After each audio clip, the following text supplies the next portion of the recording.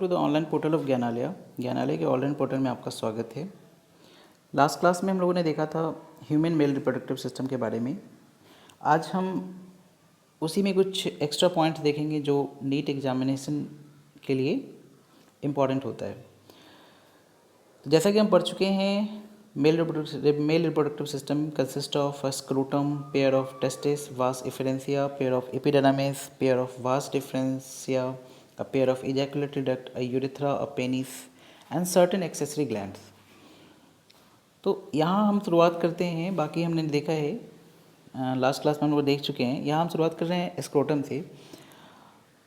तो कह रहा है कि स्क्रोटम जो है वो हमारे बॉडी कैविटी के बाहर एक पाउच लाइक स्ट्रक्चर है, जिसमें एम्ब्रियोनिक डेवलपमेंट के बाद जब बेबी का बर्थ हो रहा होता है, इन दैट टाइम टेस्टिस उसमें डिसेंड होता है, टेस्टिस उस पाउच में आ जाता है। कहने का मतलब कि जो एम्ब्रियोनिक डेवलपमेंट हो रहा है बच्चे का, तो उस समय टेस्टिस उसके एब्डोमेन में है, दैट इज एब्डोमिनल कैविटी में है, लेकिन at the time of birth वो स्क्रोटम में आता है। इसका सिग्निफिकेंस ये है कि जो टेस्टिस स्पर्मेटोजोआ का जो प्रोडक्शन करता है, उसके मैचुरेशन डेवलपमेंट के लिए जो टेम्परेचर रिक्वायर्ड है वो बॉडी के टेम्परेचर से करीबन 2 डिग्री कम टेम्परेचर चाहिए होता है। ठीक है, तो यही कारण है कि टेस्टिस उस स्क्रोटल सैक में at the time of birth descend होता है। फॉर द एनी रीजन अगर टेस्टिस उस स्क्रोटल सैक में डिसेंड नहीं होता है, तो उस कंडीशन को क्या बोलते हैं अपन? उस कंडीशन को अपन बोलते हैं क्रिप्टोकाइडिज्म। हिटलर और नेपोलियन जैसे व्यक्ति में क्रिप्टोकाइडिज्म का कंडीशन था।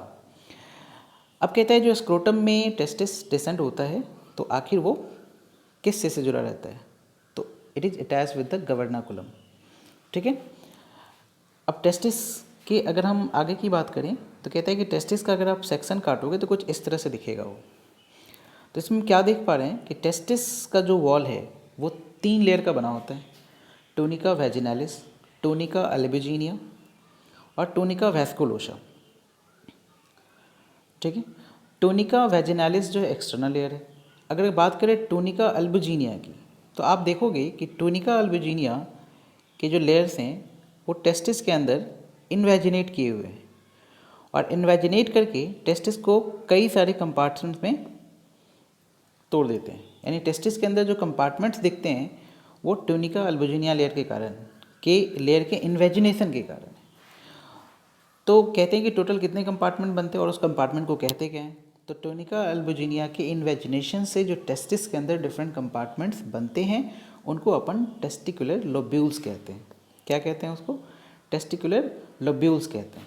और प्रत्येक टेस्टिकुलर लोब्यूल्स में सेमिनिफेरस ट्यूब्यूल 1 से 3 की संख्या में पाया जाता है। अब ये सेमिनिफेरस ट्यूब्यूल क्या है? It is a convoluted duct like structure, tube like structure, fine tube like structure. और ये जो सेमिनिफेरस ट्यूब्यूल है उसमें 2 तरह के सेल होते हैं। एक होता है स्पर्मेटोजेनिक सेल जो जर्म सेल भी है, और दूसरा है सोमैटिक सेल या सर्टोली सेल जिसको अपन सस्टेंटिकुलर सेल या नर्स सेल भी कहते हैं। तो नाम से ही पता चल रहा होगा कि नर्स सेल है तो कहीं ना कहीं न्यूट्रिशन प्रोवाइड करेगा। तो आता है कि सेमिनिफेरस ट्यूब्यूल का जो जर्म सेल है वो क्या करता है? तो ऑफ कोर्स वो जर्म सेल से उसमें मियोसिस होगा, और मियोसिस होकर के वो स्पर्मेटोजोआ या स्पर्म सेल्स बनाता है।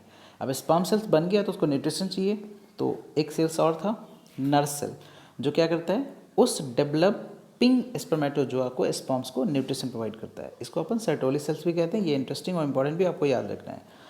अब कहता है जो स्पर्मेटोजेनिक सेल है सेमिनिफेरस ट्यूब्यूल का, वो किस प्रकार से स्पर्मेटोजोआ बनाता है। तो इसको हम लोग आगे की क्लास में भी देखेंगे कि कैसे वो डेवलप होता है। लेकिन अगर आप यहाँ देखना चाहो तो यहाँ एक स्टेप लिखा हुआ है कि स्पर्मेटोजोआ है जो स्टेम सेल्स कहलाता है, वो पहले साइज़ में इनलार्ज होता है, तो अपन उसको बोलते हैं प्राइमरी स्पर्मेटोसाइट्स।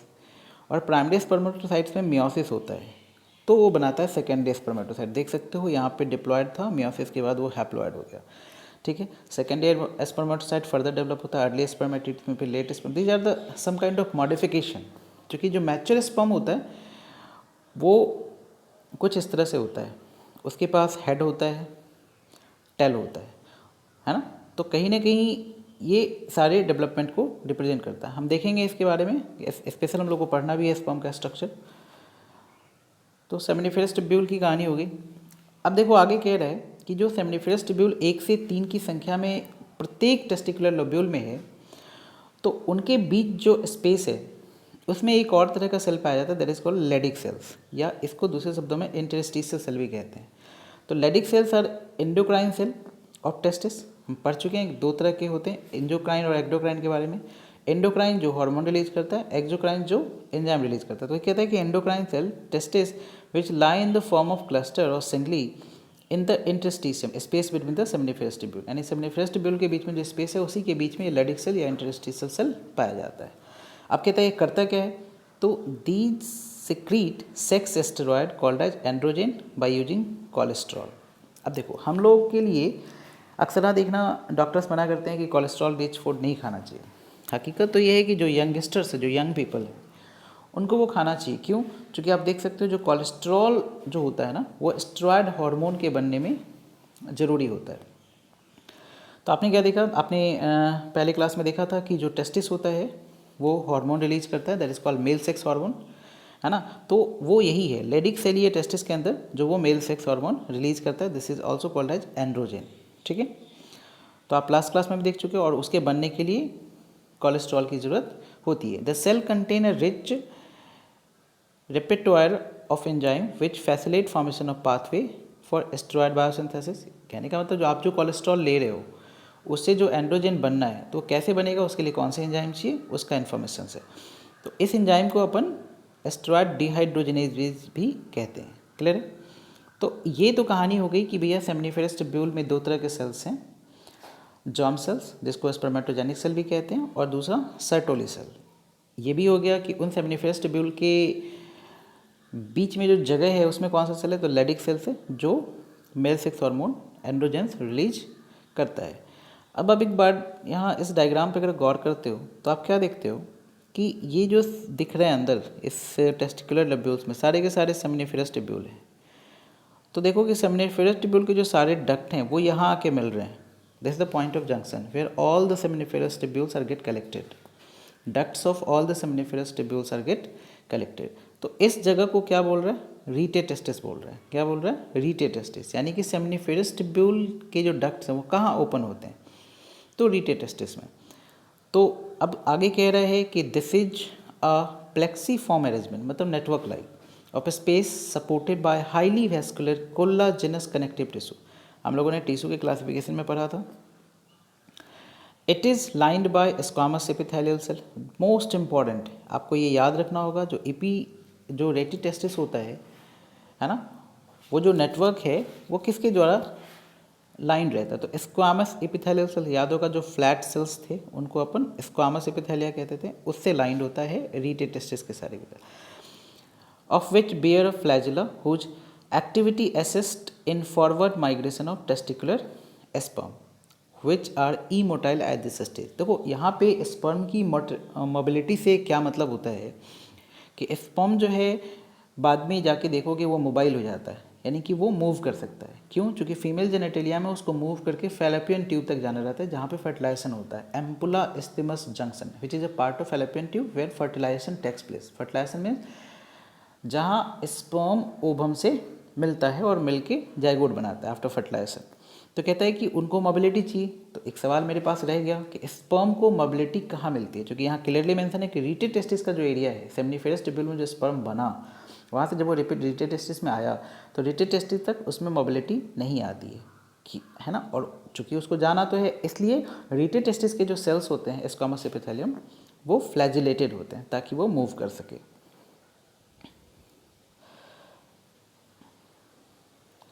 ठीक है, तो अब एक लाइन वो भी लिख दिया है, क्लियर है, वो तो बता ही दिया आपको कि seminiferous tubule opens into the rete testis. Exam में ऐसे भी क्वेश्चन आ सकता है कि सेमनीफेरस ट्यूब्यूल ओपन्स इनटू, तो आप इजीली टिक कर सकते हो रीटेटेस्टिस। अब कहता है कि रीटेटेस्टिस से कहाँ जाता हो, तो ज़रा गौर से देखो इस डायग्राम को अगर देखा जाए तो आप देख सकते हो यहाँ पे कि ये सारे के सारे जो रीटेटेस्टिस से देखो निकल रहे हैं, नहीं निकल के जा कहाँ रहे हैं, तो ये एक एरिया बना रहा है वो। आप सही से देख सकते हो यहाँ पे कि ये वाला एरिया देखो जिस पे मैं रेड कलम चला रहा हूँ, ये एरिया। ठीक है। तो कहीं ना कहीं रिलेटेड टेस्टिस से सारे के सारे डक्ट निकल के इससे मिल रहे हैं, तो ये पर्टिकुलर क्या कहलाता है। आगे देखो ऐसे जाके ये ऐसे निकला है, ठीक है। तो वही कह रहा है यहाँ पे, समझना है हमको यहाँ पे कि फिर से एक बारी देखो कि यहाँ हमने क्या देखा कि जैसे यहाँ सेमनीफरस टिब्यूल सारे के सारे आके मिले, तो जिसको अपन बोल रहे हैं रीटे टेस्टिस। और आप देखो कि रीटे टेस्टिस से भी निकल रहा है वो ऐसे, और निकल के फिर वो एक्युमुलेट होके ऐसे करके ऐसे यहाँ से ऐसे जाके बाहर आता है वो, ठीक है। क्योंकि आपने देखा है कि भैया ये स्क्रोटम है, इसमें टेस्टिस है, और ये स्क्रोटम क्या है, वो हमारे बॉडी से बाहर निकला हुआ पाउच होता है। ये जो एक कैनाल लाइक स्ट्रक्चर है उसी से बाहर जाना है फिर बॉडी कैविटी के अंदर, और फिर बॉडी कैविटी के अंदर वो यूरेथ्रल और पेनिस के थ्रू बाहर आता है। तो ये जो कैनाल है जिसके थ्रू ये दोबारा से बॉडी कैविटी में ये डक्ट जाता है, this is called as inguinal canal, ठीक है। तो आगे देखेंगे, तो अभी तो हम लोग देख रहे हैं कि रीटे टेस्टिस से वो जा कहाँ रहा है ना। तो कह रहा है कि रीटे टेस्टिस से कहाँ जाता है वो, तो कह रहा है कि rete testis is connected to caput epididymis by 12 to 20 fine tubule called as vas efferentia, ठीक है। तो इंटरेस्टिंग बात है, कहने का मतलब कि जो रीटे टेस्टिस है वो epididymis से कैसे जुड़ता है, तो थ्रू vas efferentia।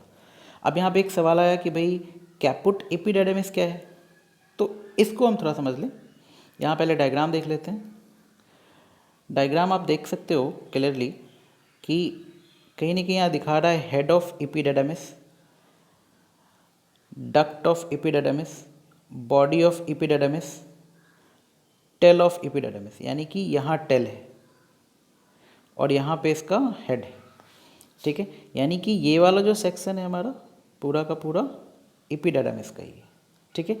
तो ये कौन सा है पार्ट, तो वही तो कह रहा है कि जो रीटे टेस्टिस है, रीटे टेस्टिस से जो एपिडिडाइमिस से जुड़ रहा है वो किसके थ्रू जुड़ रहा है, वो जो डक्ट है वो कहलाता है वास एफरेंसिया, यानी कि rete seminiferous tubule collect opens into rete testis opens into epididymis through vas efferentia. अब यहाँ एक शब्द यूज किया है कैपुट, तो हम एपिडिडाइमिस में अगर गौर करें तो आप क्या देख रहे हो कि एपिडिडाइमिस के 3 पार्ट, अपर पार्ट जिसको हेड बोल रहे हैं वो कैपुट एपिडिडाइमिस कहलाता है या ग्लोबस मेजर कहलाता है। मिडिल पार्ट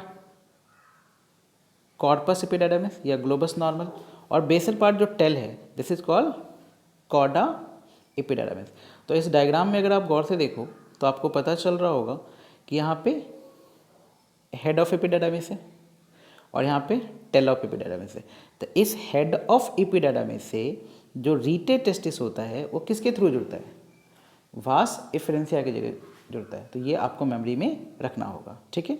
अब कहता है कि टेल ऑफ एपिडिडाइमिस फर्दर आगे कैसे जाएगा, तो वो जाता है वास डिफरेंसिया की मदद से। तो वही देख रहे हैं हम अपन। तो यहाँ पे वास एफरेंसिया की कहानी क्लियर है कि वास एफरेंसिया की मदद से रीटे टेस्टिस कनेक्ट होता है head of the epididymis which is called as caput epididymis, ठीक।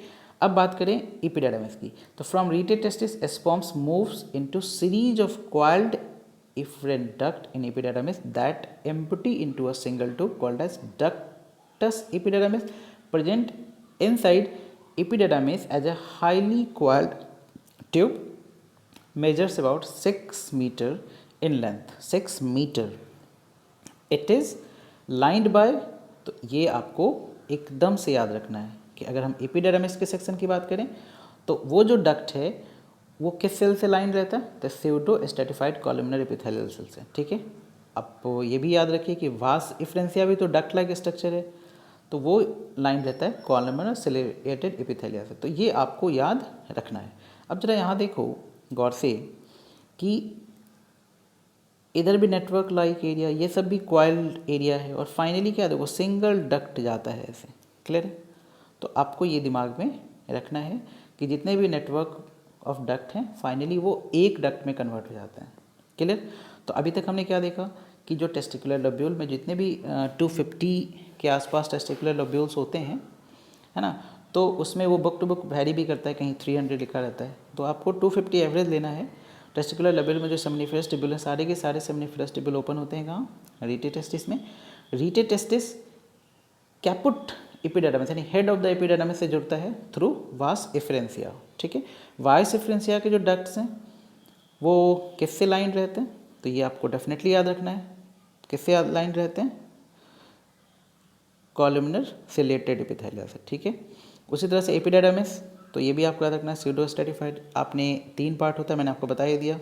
तो अपर पार्ट से कौन जुड़ता है, कैपुट एपिडाइडर्मिस से कौन जुड़ता है, वास एफरेंसिया। ठीक है, तो आगे बढ़ते हैं। अब कहते हैं कि the epididymis shows peristaltic and segmenting contraction at the interval to push the spermatozoa away from the testis. देखो यहाँ पे आपको दिमाग में ये रखना है कि स्पर्म को फाइनली मेल रिप्रोडक्टिव ऑर्गन के थ्रू बाहर आना है, तो उनके मूवमेंट का सारा ख्याल या सारा सिस्टम डेवलप होगा। ठीक है, अब एक यहाँ पे एक बहुत ही इंपॉर्टेंट इन्फॉर्मेशन है क्या हमारा, कि बना कहाँ स्पर्म, तो सेमिनिफेरस ट्यूब्यूल में, वहाँ से रीटे टेस्टिस आया, रीटे टेस्टिस से वो पहुँच गया एपिडाइडर्मिस में थ्रू वास एफरेंसिया। तो यहाँ एक लाइन आपको याद रखना है कि in epididymis the sperm are stored for a few hours to few days till sent out through ejaculation. Ejaculation बोलते हैं कि during the intercourse sperm gets come out through the male reproductive organ and it reaches female genitalia। तो यहाँ बात clear है कि तब तक जो स्पर्म बन के कहाँ रहेगा, तो वो इसी डक्ट्स में रहता है। ठीक है, तो ये आपको याद रहना चाहिए। एक लाइन और भी है जो क्वेश्चन पूछ सकता है कि testis and epididymis are together called testicles, यानी कि टेस्टिस और एपिडाइडर्मिस को अगर आप एक साथ बोलो तो क्या कहलाता है, वो टेस्टिकल कहलाता है। तो आपकी मेमोरी में रहना चाहिए। ये हमारा यूरिनरी ब्लैडर है, वो एक साथ दिखाया है, क्योंकि अगर आप रिप्रोडक्टिव सिस्टम का डेवलपमेंट देखोगे तो वो कहीं ना कहीं एक्सक्रीटरी सिस्टम से ही डेवलप होकर आया हुआ है। तो अभी वो पढ़ना नहीं है, इसलिए इसमें दिमाग नहीं लगाएंगे। अब आगे आते हैं, कहता है कि वास्ट डिफरेंस, या सिंगुलर है वास्ट डिफरेंस। अगर एक की बात करें, the vast difference is continuation of chorda epididymis. हमने देखा था कि हेड और टेल था, हेड को कैपुट बोले थे और टेल को कॉर्डा बोले थे। तो निश्चित तौर पे हेड से तो कौन जुड़ा था, वास डिफरेंसिया। ठीक है, अब ये कॉर्डा है तो कॉर्डा किस में कंटिन्यू होता है, वास डिफरेंसिया। ये एक इम्पॉर्टेंट है, क्यों वो देखते हैं। It is about 45 centimetre in length. अब आपने यहाँ पे देख लिया है कि एपिडाइडर्मिस जो है, देख लो 6 मीटर या 20 फीट के आसपास होता है। तो निश्चित तौर पे उसी डक्ट में सारा स्पर्म स्टोर रहेगा till the time of ejaculation. अब बाकी के डक्ट छोटे छोटे हैं। अब ये वास्ट डिफरेंस करीबन 45 सेंटीमीटर होता है long. It is slightly coiled at the first but become straight as it enters the abdominal cavity through inguinal canal. अब ये एक इम्पॉर्टेंट सेक्शन है हमारा। ठीक है, इम्पॉर्टेंट सेक्शन क्या है कि हमने आपको बताया था कि टेस्टिस कहाँ है, तो स्क्रोटल सैक में। स्क्रोटल सैक से फिर उसको कहाँ जाना है, बॉडी कैविटी में, और तब वो यूरेथ्रा से जुड़ के बाहर आएगा। ठीक है, तो वो जो केनाल है जो स्क्रोटम को बॉडी कैविटी से कनेक्ट करता है, this is called as inguinal canal. क्या कहलाता है वो, इंग्यूनल केनाल कहलाता है। ठीक है, तो वही कहता है कि vast difference, the vast difference is a continuation of chorda epididymis.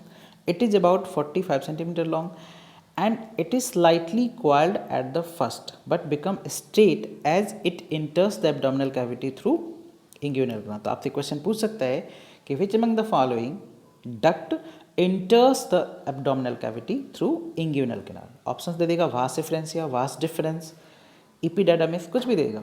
तो आप समझ रहे हो आंसर क्या होगा, वास डिफरेंस।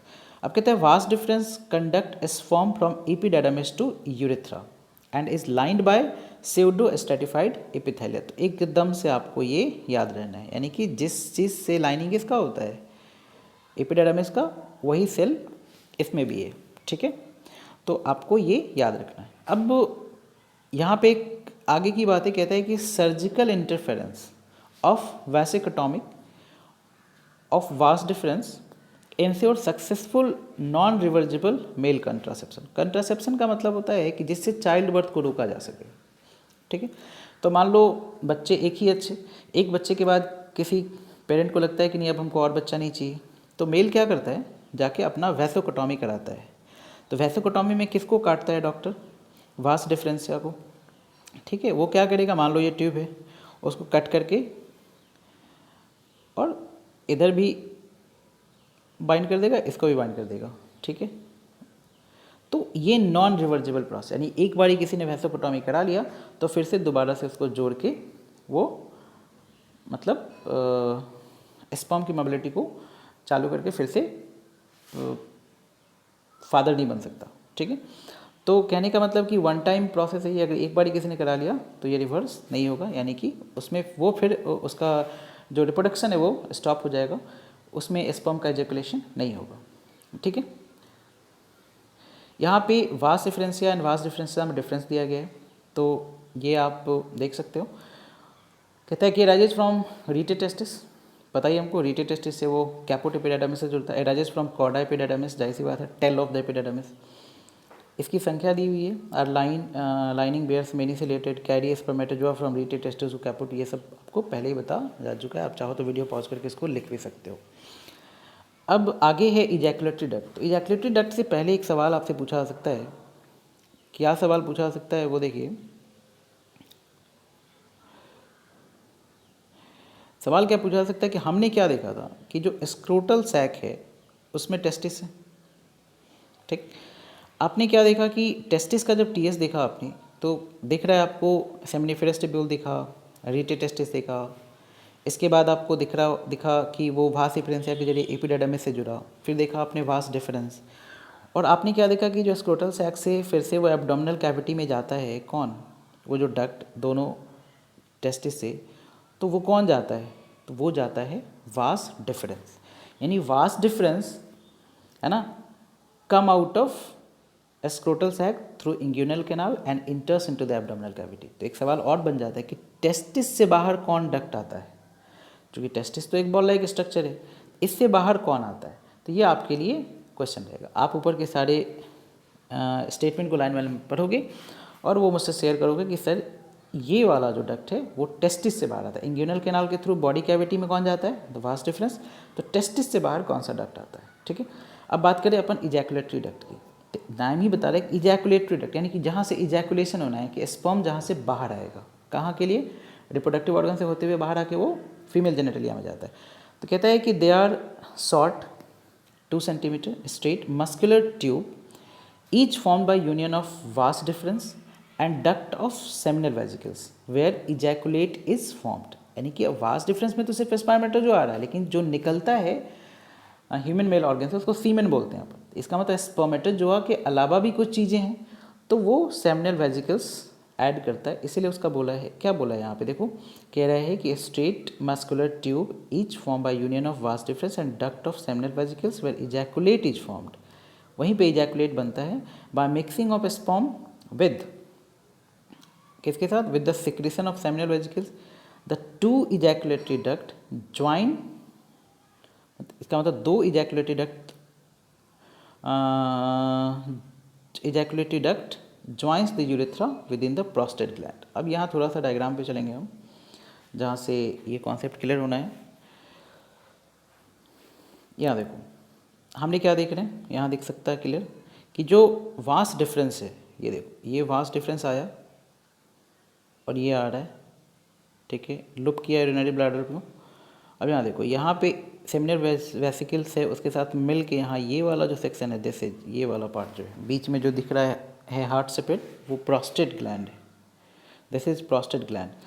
तो देखो एक तो इस ओवरी से गया, दूसरा इस ओवरी के थ्रू यहाँ इजैकुलेटरी डक्ट वेसिकल, ये सेमिनल वेसिकल से मिल करके कहाँ खुल रहा है, वो इजैकुलेटरी डक्ट में प्रोस्टेट के थ्रू, ठीक है। चूँकि उसके बाद का जो एरिया है बच्चा ये वाला, ये इससे यूरिन भी निकलता है और स्पर्म को भी निकलना है, ठीक है। तो कहीं ना कहीं प्रोस्टेट का एक बहुत ही बड़ा रोल है, ठीक है, किसमें, इस पूरे होल प्रोसेस में। एक बार अगर हम फिर से डायग्राम पे गौर करें तो देख सकते हो कि जो वास डिफरेंस है वो यूरिनरी ब्लैडर को लुप करते हुए सेमिनल वेसिकल्स के थ्रू कहाँ खुलता है, इजैकुलेटरी डक्ट में, इधर से भी, ठीक है। और ये कहाँ ओपन हो रहा है, तो ये जो ट्रायंगुलर स्ट्रक्चर दिख रहा है प्रोस्टेट। अब ये भी हम लोगों को पता है कि ये जो है यूरिनरी ब्लैडर है जो यूरिन को स्टोर कर रहा है, तो इसके लिए भी वही रास्ता है, और अगर स्पर्म को भी आना है तो उसी रास्ते आना है, तो कोई तो एक ही आएगा, उसी रास्ते आना है ऐसे, तो कोई तो एक ही आएगा, ठीक है। तो ये कंट्रोल कौन करता है, ये प्रोस्टेट ग्लैंड कंट्रोल करता है, ठीक है। तो ये हमारा इजैकुलेटरी डक्ट हुआ। अब देखो यूरेथ्रा की बात कर रहे हैं तो कहते हैं it is the urinary duct leading from urinary bladder, वो जो देख रहे थे आप straight. Urethra passes through prostate gland, है ना, prostate gland, urogenital diaphragm and penis, ठीक है। From the point it joint by ejaculatory duct it carries urine as well as spermatozoa and the secretion of seminal vesicle, clear है। It also receives secretion of prostate and Copper's gland. Urethra is some 20 centimeter long and passes through penis. The urethra has 4 regions. खैर अब कहता है कि यहाँ एक नया चीज़ आ गया कि प्रोस्टेट के और साथ में कॉपर्स ग्लैंड का सिक्रेशन। तो भैया ये हम लोग को समझना होगा कि चूँकि उससे होकर स्पर्मेटोजोआ को भी जाना है, यूरिन को भी जाना है, ठीक है, और यूरिन एसिडिक होता है, देख सकते हो ये पेनिस के थ्रू बाहर निकलेगा। तो कहीं ना कहीं ये कॉपर्स ग्लैंड है, आपको दिख रहा है यहाँ तो कॉपर्स ग्लैंड है। तो इन सबों का सिक्रेशन मिल के आना है। क्यों? चूँकि इन सबों का रोल इसलिए बढ़ जाता है कि अब मान लो यूरिन पास हुआ तो पूरा मीडियम एसिडिक हो गया। अब स्पर्मेटोजोआ को पास करना है तो उसको कहीं ना कहीं न्यूट्रलाइज तो करना होगा। तो आपको समझ में आ रहा होगा किसका क्या रोल है, क्लियर है। तो आगे अगर हम लोग बढ़े तो ये उनके डिफरेंट पार्ट दिए गए हैं किसके, यूरेथ्रा के। तो इसको आप पढ़ सकते हो, इसमें कुछ है नहीं, ठीक है। पेनिस, ये इसको भी आप वीडियो पॉज करके रीड कर सकते हो। ये मेल रिप्रोडक्टिव ऑर्गन है, ठीक है, जिसके अंदर इरेक्टाइल टिश्यू पाया जाता है। यहाँ उसका डायग्राम है, उसके आप एक एक पार्ट को देख सकते हो। कोई भी कन्फ्यूजन हो आप कमेंट में क्वेश्चन पूछ सकते हो, ठीक है। बस आपको ये स्ट्रक्चर याद रखना है, इससे कोई ज़्यादा क्वेश्चंस पूछे नहीं जाते। बस आपको याद रखना है कि कॉपर्स ग्लैंड को, यहाँ एक चीज़ एक इम्पॉर्टेंट इन्फॉर्मेशन है जो आपके मेमोरी में होना चाहिए। देख लो कि कॉपर्स ग्लैंड को अपन बल्बो यूरेथ्रल ग्लैंड भी कहते हैं, क्लियर है। और प्रोस्टेट के बारे में समझ ही गए, क्योंकि वो कॉमन पासेज है किसके लिए, स्पर्मेटोजोआ यूरिन दोनों के लिए। तो कहीं ना कहीं सारा मैनेजमेंट उसका होता है, ठीक है। अब यहाँ पे स्पर्म स्टोरेज की बात कर रहा है तो आप देख ही लिए हो इसके बारे में, एपिडिडमिस, ठीक है। फिर भी कहता है कि sperm are stored for the most part in the vas efferentia, epididymis and proximal part of vas deferens, ठीक है, कोई दिक्कत नहीं। मेनली वो एपिडिडमिस में स्टोर होता है। अब बात करें अपन एक्सेसरी ग्लैंड की, तो एक्सेसरी ग्लैंड कहता है सबसे पहला तो सेमिनल वेसिकल्स, जो कि देखा आपने कि पेयर ऑफ सेमिनल वेसिकल्स है, दोनों टेस्टिस से आता है जो वास्ट डिफरेंस उसके सेमिनल वेसिकल्स के डक्ट के थ्रू जुड़ के ही वो प्रोस्टेट में ओपन होता है, प्रोस्टेट के थ्रू यूरेथ्रा में ओपन होता है। तो सेमिनल वेसिकल्स कहता है कि the seminal vesicles are long pouch with muscular wall, they secrete. अब यहाँ ध्यान से देखो क्या क्या सिक्रीट करता है, ये इंपॉर्टेंट पॉइंट है। They secrete spermatozoa activating substances, यानी सेमिनल वेसिकल्स कुछ ऐसे भी फैक्टर्स रिलीज करते हैं जिनके जरिए स्पर्मेटोजोआ एक्टिवेट होता है, such as fructose, citrate, inositol, prostaglandin and several protein. Sperm uses fructose as a respiratory substrate, ठीक है। स्पर्म के साथ जो लिक्विड बन रहा है, सेमिनल जो फ्लूइड है उसमें फ्रक्टोज भी है, क्योंकि अब उसको देखो ह्यूमन मेल ऑर्गन से फीमेल जेनेटिलिया में जाना है और फिर वो उसको फर्टिलाइज करना है। इतनी देर तक उसको न्यूट्रिशन कहाँ से मिलेगा, इसी फ्रक्टोज से मिलना है। Seminal fluid maintain viability and mobility of sperm, ठीक है। वायबिलिटी का मतलब वायबल, यानी कि जिसके अंदर वो कैपेबिलिटी हो कि ओवम को फर्टिलाइज कर सके, और मोबिलिटी ऑफ स्पर्म। तो अब आपको बातें समझ में आ रही है कि आखिर जो स्पर्म में मोबिलिटी का जो कैरेक्टरिस्टिक आता है वो कहाँ आता है और कब आता है, क्लियर है। कहीं ना कहीं seminal fluid plays a vital role, है ना, that provide viability and mobility of sperms, ठीक। अब देखिए seminal vesicle secrete a alkaline nutritive fluid which forms main part, that is 60% of the semen, clear है। हमने क्या कहा था, स्पर्म जो निकलता है मेल रिप्रोडक्टिव ऑर्गन से वो सीमेन कहलाता है, दैट कंटेन्स स्पर्म। तो सीमेन का जो 60% पार्ट है वो सेमिनल फ्लूइड ही होता है, ठीक है। अल्कलाइन क्यों, जो पहले बताया कि कॉमन पाथवे से बाहर जाना है यूरेथ्रा के थ्रू, यूरिन भी जाता है, स्पर्मेटोजोआ भी जाता है। तो यूरिन पास हो गया तो मीडियम एसिडिक हो गया, तो कहीं ना कहीं उसको क्या करना है, न्यूट्रलाइज करना है। तो ये मकसद। तो it is also called uterus masculinus, तो आप इसको ज़रूर से याद रखिएगा, वो फीमेल से कंपेयर किया है, ठीक है।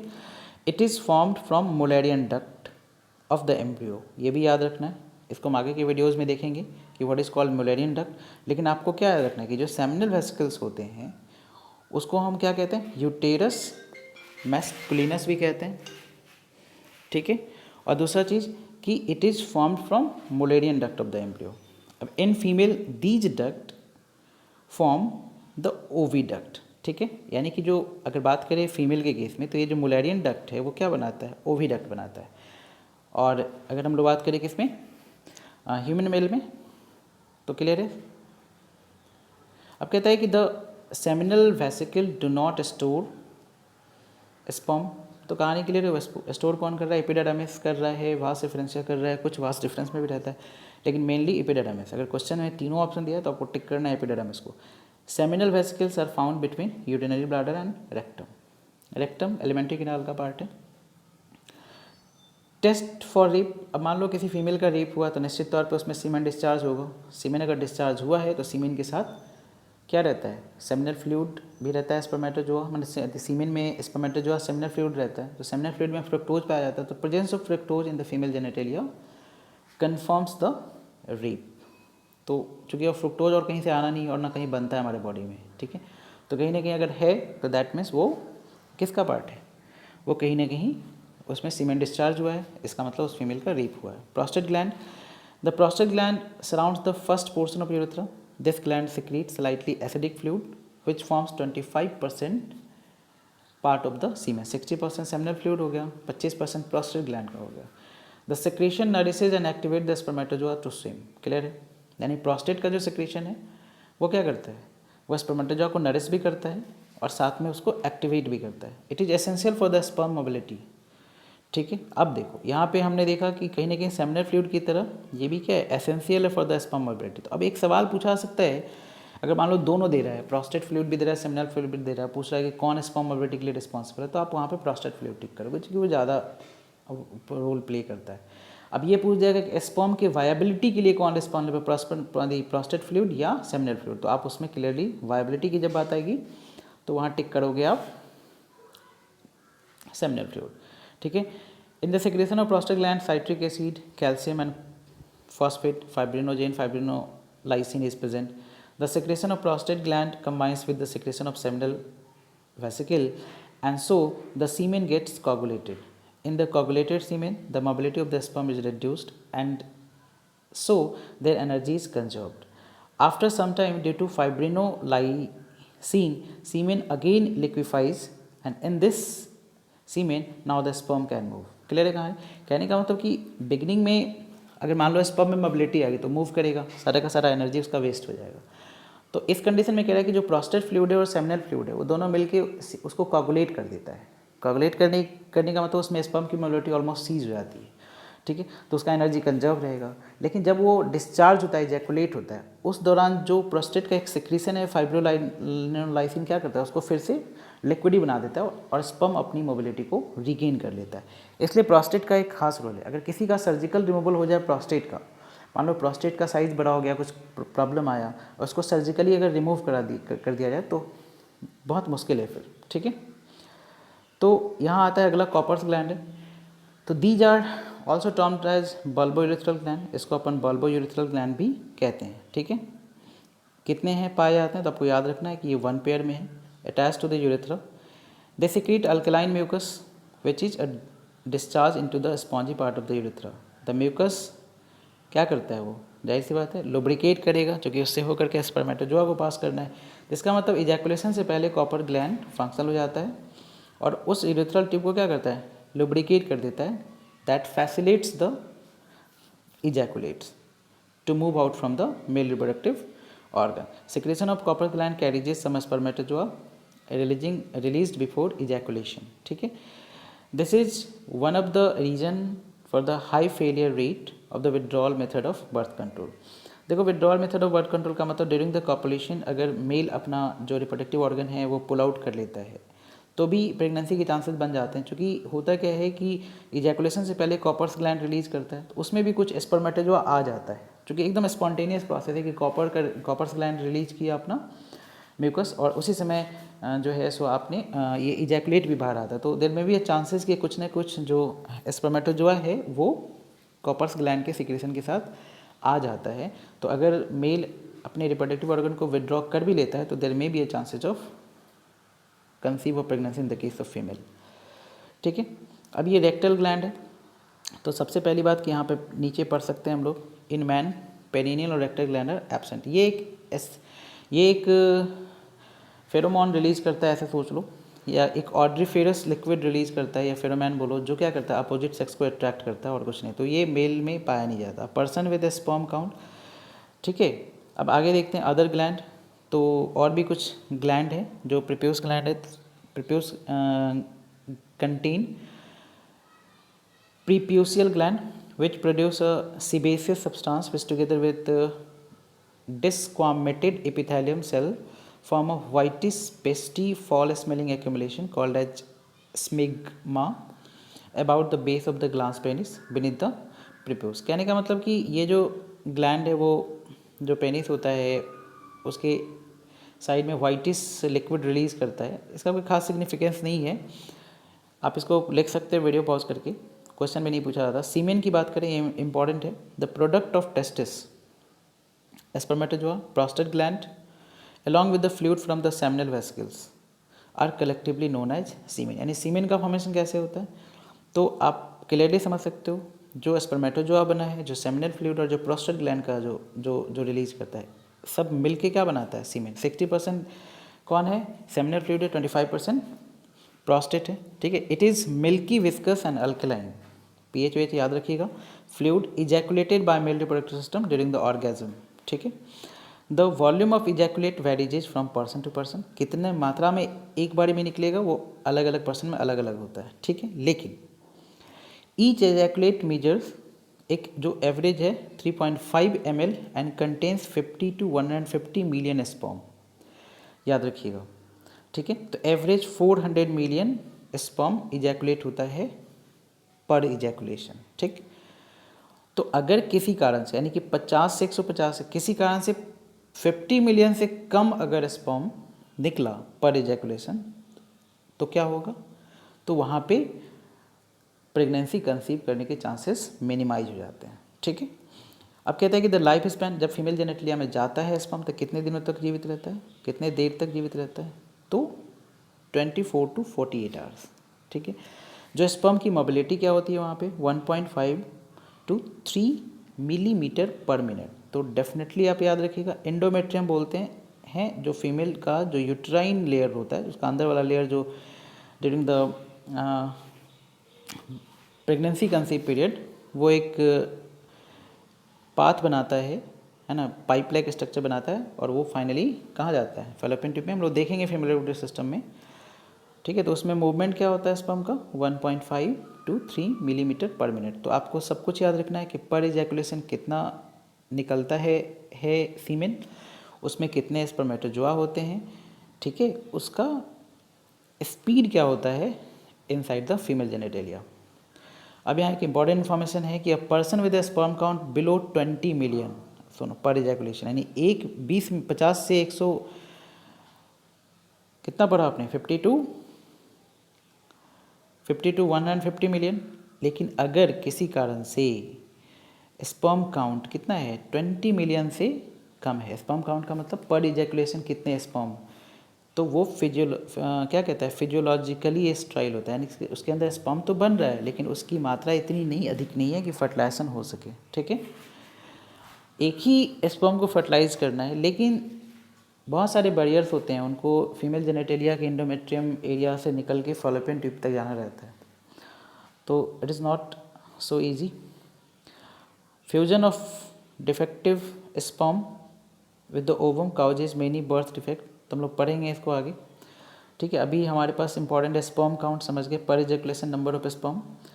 दूसरा ये भी समझ गए आप कि अगर 20 मिलियन से कम स्पर्म है प्रत्येक इजैकुलेशन में, तो वो फर्टिलाइजेशन नहीं होगा, और वैसे मेल को हम बोलेंगे फिजियोलॉजिकली स्ट्राइल, क्योंकि उसके अंदर बन तो रहा है स्पर्म, सही भी है, लेकिन संख्या कम होने के कारण फर्टिलाइजेशन नहीं हो पा रहा है। तो वैसे मेल जो 20 से अधिक सिगरेट, 20 या उससे अधिक सिगरेट एवरीडे कंज्यूम करते हैं, उनमें ये ऑलिगोस्पर्मी का कंडीशन डेवलप होता है। ऑलिगो का मतलब फ्यू, स्पर्म की संख्या का गिरना ऑलिगोस्पर्मी कहलाता है। अब बात करें hormonal control of male reproductive system की, तो hormonal control of male reproductive system और उसके आगे का जो टॉपिक है वो हम लोग नेक्स्ट क्लास में डिस्कस करेंगे। आप स्टूडेंट से रिक्वेस्ट है कृपया करके आप बच्चों को ज्ञानालय क्लासेस ज्वाइन करने के लिए सजेस्ट करें, ठीक है।